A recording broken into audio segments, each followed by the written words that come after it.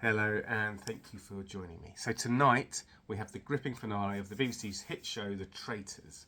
Don't worry, I've got no spoilers here. What makes this show so fascinating to me isn't just the drama and the intrigue, but the deeper psychological concepts that plays out within it.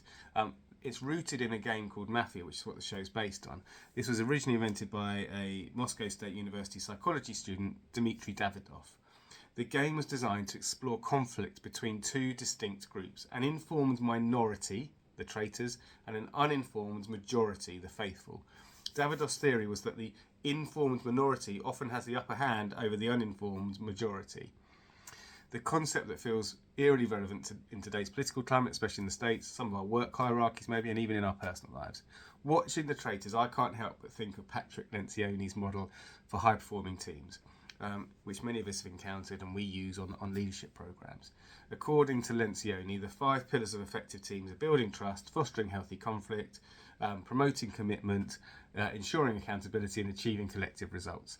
Crucially, it all starts with trust. Without it, healthy conflict becomes impossible and dysfunction takes root. This is where I think The Traitors gets really interesting.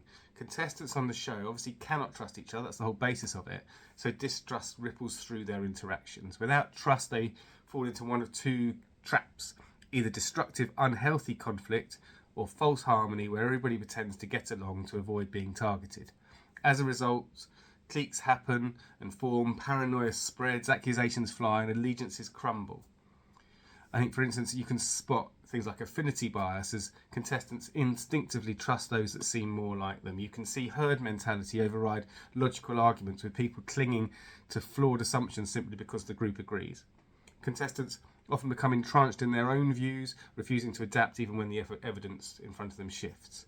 And then there's the ever-present human desire to be liked and to preserve fairness, even among the traitors. What makes The Traitors so compelling for me is that it isn't cruel or nasty, it's just a window into team dynamics and psychology and the messiness of human behaviour. If you manage a team or are a part of one, watching it can be eye-opening exercise to you on to how to reflect on your own environment. Is your team truly building trust? Is false harmony making deeper issues? Are you fostering healthy conflict or unspoken tensions holding back your team?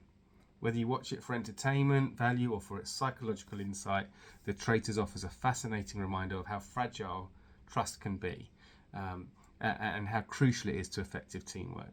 So as you watch the finale tonight, if you are, keep an eye out for the lessons you can bring back to your own team.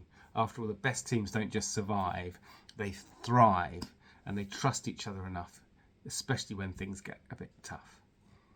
Thank you very much for listening. Have a great weekend.